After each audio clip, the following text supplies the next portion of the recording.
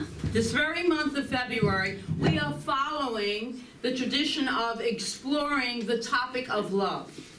Not romantic love, as Valentine's Day would suggest, but that divine love. That infinite spark of divinity that is within each and every one of us. That is what we've been deepening into every Sunday this month. The love of the divine for its creation, or as Ernest Holmes defines love in the glossary of the Science of Mind books, this is how he defines it: the self-givingness of spirit through the desire of life to express itself in terms of creation. Love is a cosmic force whose sweep is irresistible. So that's the kind of love we're talking about, the love of the divine for its creation. And I quoted last week Charles Fillmore, one of the founders with his wife of Unity. This is what he wrote about God's love, divine love, infinite love. He wrote this: the love of God for his children is beyond description. A love so tender and so deep that it cannot be mentioned in the same breath with ordinary love, as known by the world. The great love of being is deeper and wider than the thoughts and the words of humanity, and have encompassed since the beginning of language. That's the kind of love that we've been talking about this month. And specifically, our theme has been on the wings of love. So we're on the wings of love. We're going to soar. And each week we're looking at a different aspect of the acronym LOVE and fly into greater and even greater expressions of life itself.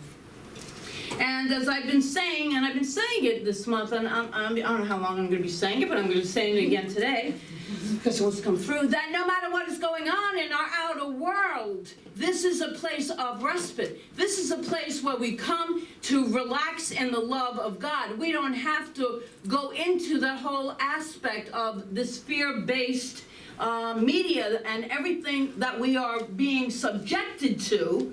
This is the place we stand and root in love, and then we take that out into the world, and we stay rooted, we stay anchored in that love, because love always trumps fear. So, here is a recap of the acronym. Spirit wanted you to know that we have talked about all month. L-O-V-E. So L is for living in the light and laughter, and we did that a couple of weeks ago. We had a couple of really nice jokes, and it was a lot of fun because it was living in light and love. And oh, that was last week where we entirely got into the perspective of omnipresence, omnipotence, and omniscience of God's love. And remember our Emma Curtis Hopkins affirmation. So I'm going to do them for you real quick. So you know that omnipresent is all present, omnipotent is all powerful, omniscient is all knowing. So this was Emma, who is a mystic in New Thought. She said, God is intelligence, omnipresent, omnipotent, and omniscient. God is life, omnipresent, omnipotent, and omniscient. God is truth, omnipresent, omnipotent, and omniscient. God is love, omnipresent, omnipotent, and omniscient.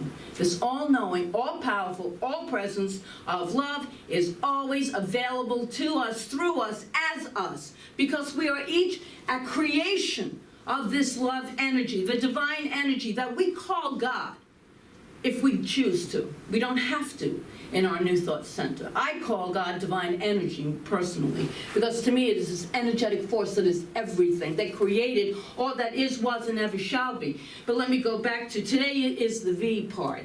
Today, V, and it's not for Valentine's Day. Today is, which is in a couple of days, isn't it?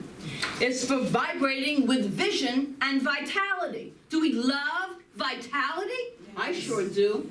Love vitality. Next week, we do my other favorite topic, E, for enlightened enthusiasm. It's a way to see the world with enthusiasm, with vitality. So when we look at, if you're familiar with David Hawkins' work in his book, Power versus Force, you might be familiar with that really incredible book if you have not read it. We learned that love is one of the highest energetic vibrations that exists. It truly, truly is. And that's that higher realm of love that we're speaking about. It is a very magnetic vibration. And the law, we know the law of God. God is love and law. And the law of God always responds to that which is put into it.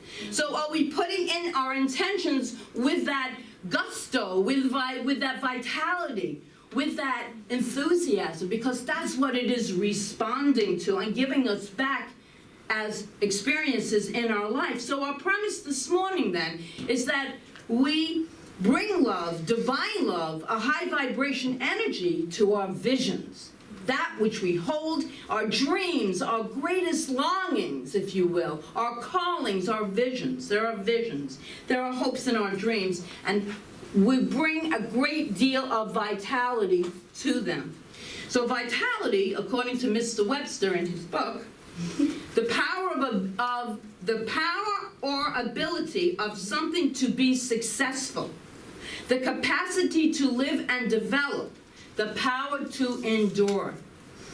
And I want to offer you a passage from Ernest Holmes in The Science of Mind that we're going to unpack, if you will, this morning. We're going to take it apart a little bit and see what it actually means and how we can use it in our lives. This is what we always say here, that if you cannot use the spirituality, it is useless.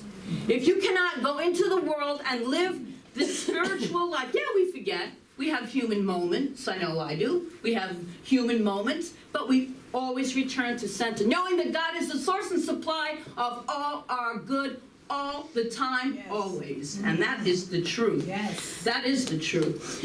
So we're going to take apart this passage, giving it a great deal of vitality, or said another way, the power or ability to be successful. So our intentions and our visions can be successful. The capacity to live and develop through the power of endurance. And this passage is a real roadmap for doing just this. And it appears in the Science of Mind book, 288. Ernest Holmes wrote this: we should analyze ourselves, saying, do I look at myself from a standpoint of restriction? Do I see life limited to the eternal round or of getting up in the morning, eating, going to work, coming home, sleeping, getting up again, and so on? This is Holmes. Break the bonds, he says, of apparent necessity and see life as one continuous expression of the infinite self. And as this conception gradually dawns upon the inner thought, something will happen in the outer conditions. Free yourself forever from the thought that God may be pleased by a life of sacrifice, that the world is any better because of your misery, or that righteousness is more perfectly expressed through poverty than abundance. Know that the greater abundance of every good thing which you are bringing out in your life, the more perfectly you are satisfying the divine urge within you.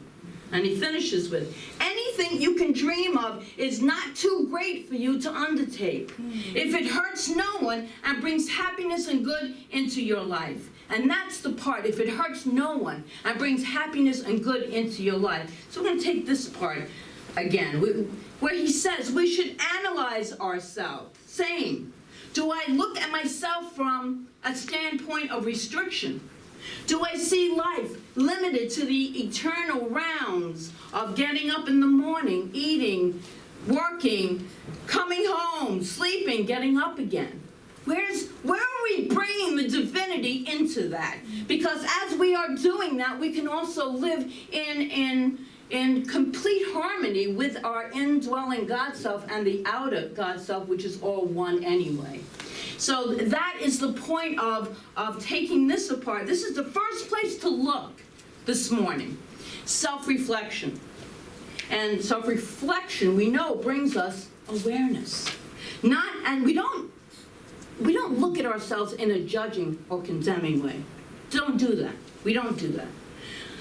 But in a way that helps us see and know where we are in this moment. It's information, if you will. It's information that is being given to us when we become aware and we notice what we're feeling, what we're saying, how we're acting. Just knowing that, becoming aware of that, is such a gift and is huge.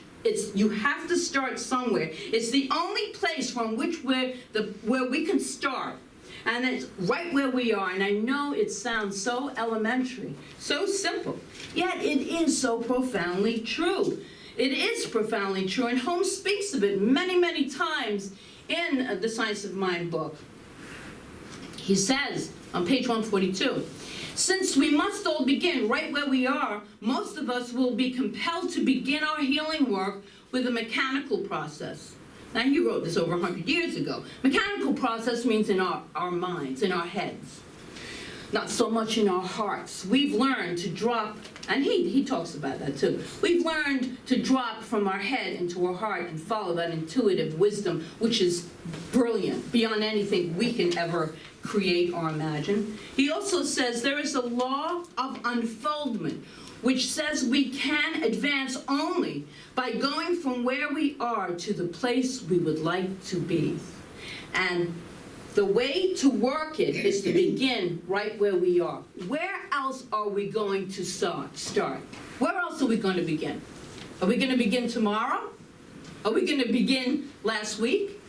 We can only begin anything in this moment. That is the power that we know about, but are we really practicing it? So, and he writes this, the way to proceed is to begin right where we are. It is not scientific to attempt to begin somewhere else. And I love this one. It adds a new dimension to our thinking, probably, possibly. No one ever started at the top, he writes. Let us be happy to begin right where we are and then grow. It looks like people are so successful that they were born that way. They were born into this. It's not true. It is not true. It is always going to be lessons learned to build up. And right thinking, which is in alignment with the one mind, right thinking will bring us to, oh my goodness, so much better possibilities and conditions and effects and circumstances in our lives. So let us assess right where we are, right here, right now, and even be happy right where we are. Joy is also an incredibly high vibrational emotion. So even if you feel a little bit like Holmes said, at a standpoint of restriction, or see life as drudgery, just notice it. Take a breath. The breath is key. Take a breath, that breath, and just notice it. And that changes everything. Because a lot of us, no, not us, but a lot of people, we might have been like that, operate out of what is, out of the conditions. We operate, not we, but a lot of people operate from only the conditions. We like to go within and get that divine guidance, because that is what's creating our added conditions, our newer ones, is by how we are holding our vision and with what kind of vitality we're holding it with. That is what's helping manifest. It's the only thing that can manifest our own personal use of the law. That's what we're doing. So I want you in a receptive vibrational mode right here, right now. Hear these words of truth. I love this. This is phenomenal. From Sufi poet and mystic Rumi. You were born with potential. You were born with goodness and trust. You were born with ideals and dreams. You were born with greatness. You were born with wings. You are not meant for crawling, so don't. You have wings. Learn how to use them and fly. You, my friends, were not created to live in restriction. That has been self-imposed. It has been taught to us, and now we just carry on those orders that we might have received at a younger time in our lives. We just carry them on, and so we restrict ourselves. There is so much more to life than we could ever imagine. There truly, truly is. There's so much more meaning for us in our lives. And so this whole thing with the drudgery of life, it doesn't mean you could, but it doesn't mean that you have to get up right now and quit your job and walk away from it. I go to Wallace Wattles, who I love, in his Science of Getting Rich book.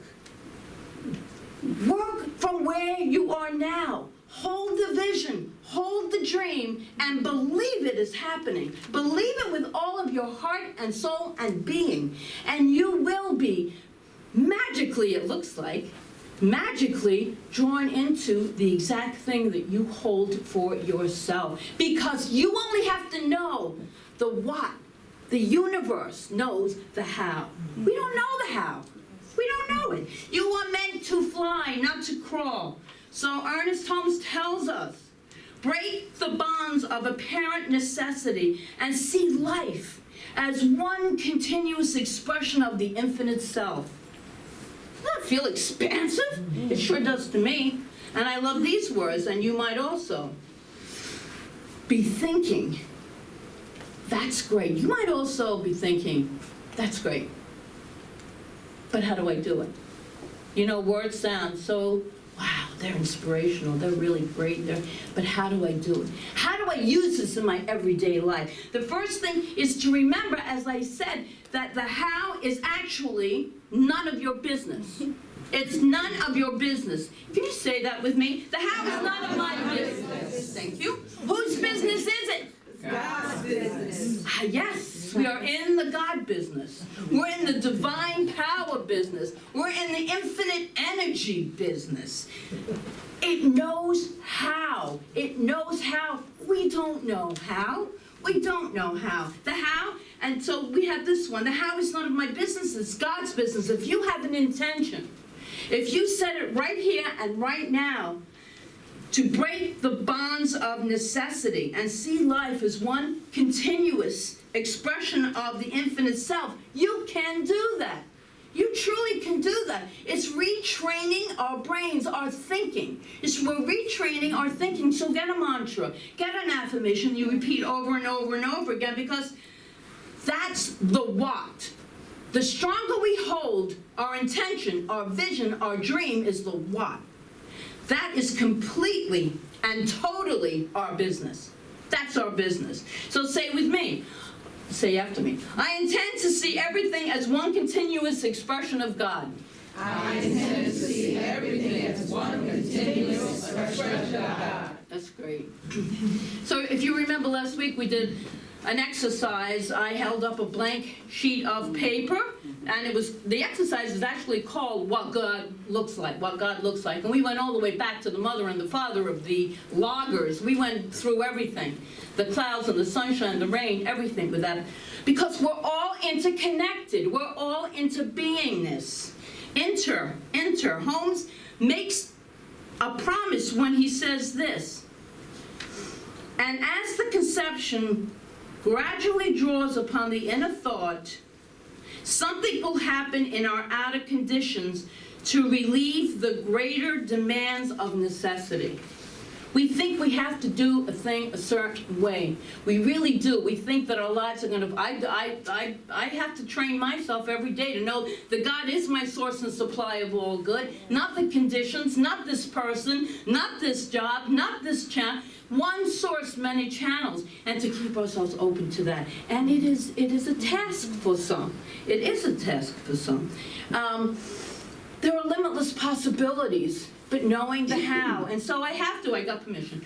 I have to bring in a real quick story about my sister, who is now with me for about 6 weeks. And she wanted this condo. She wanted that condo, didn't she, Daniel? Yeah. She wanted that condo. Well, if you looked at all the appearances, No way. they looked like it was gonna... But she held firm. She held firm she wanted that condo. She wanted to bring her little dog with her. I promised I wouldn't make her cry, but I know she's crying. She wanted her family to be able to visit her. She wanted that, so we got the call 2 days ago. She's been approved for the mortgage. No problem, because why? God did the how. We didn't know the how the one thing we did do is we released all attachment to any outcome. We said the highest and best good, whatever it is taking place. The highest and best good. And we were holding that. She was holding her vision, and I was holding the highest and best good. Whatever it was, it didn't make a difference. But you see how then the outcome is different than, oh my God, I'm never going to get that. I'm never going to be approved. Oh, it doesn't look like I'm going to, that whole story that we tell ourselves about everything in our lives. Anyway, now we get to my favorite part of the quote, which is free yourself. And this is maybe where you were brought up and come from at some time in your life. Free yourself forever from the thought that God may be pleased by a life of sacrifice. That the world is any better because of your misery. Or that righteousness is more perfectly expressed through poverty than abundance. Hello?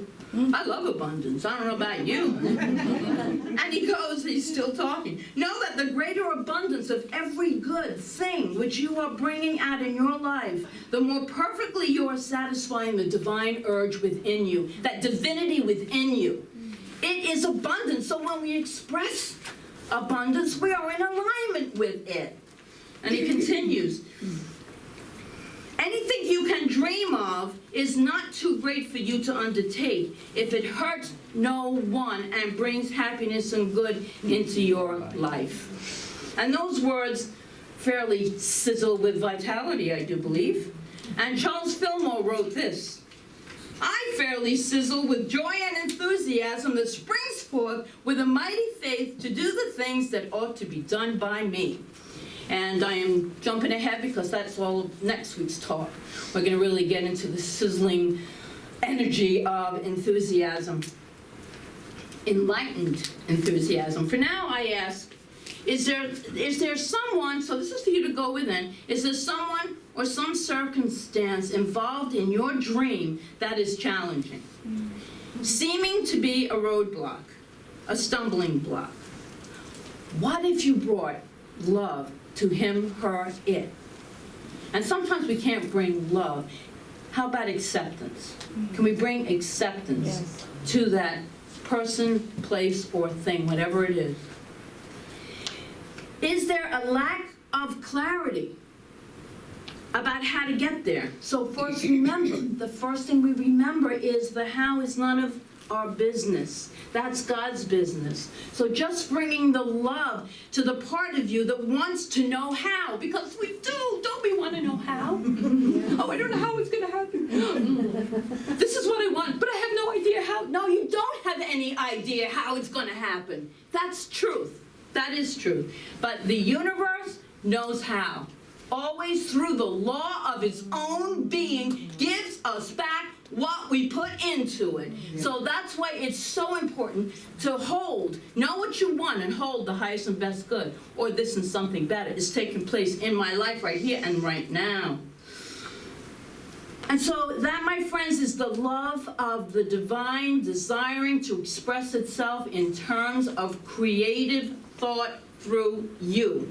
When we open up, when we go into meditation, we allow that intuitive self, which is our divine self, to offer us guidance. And let it take us to the next step, and then the next step. We hold the vision, and we take the step when we hear the perfect calling, because it feels right. That's how we know if it's the perfect calling, because it feels right.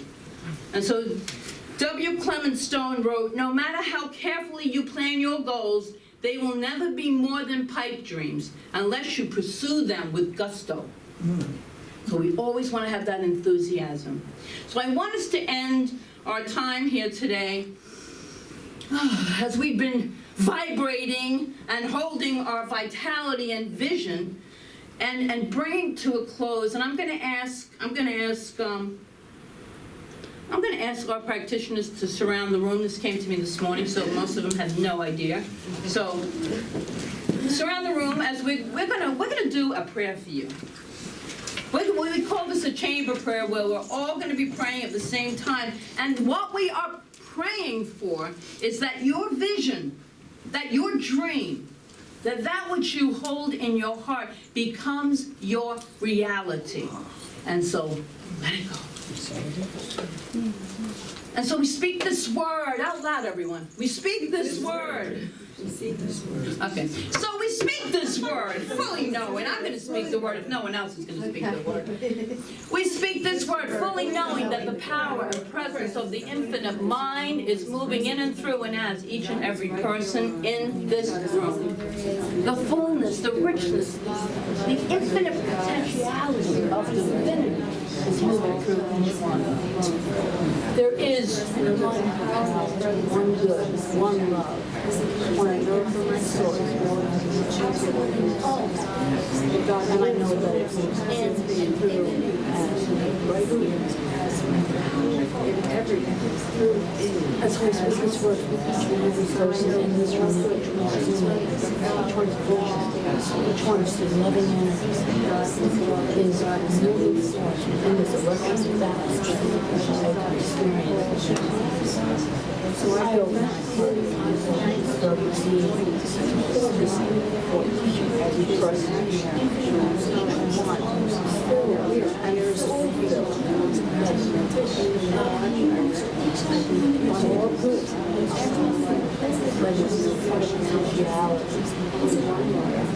And I give that I keep thanking you for every person. I keep thanking you for the great love and I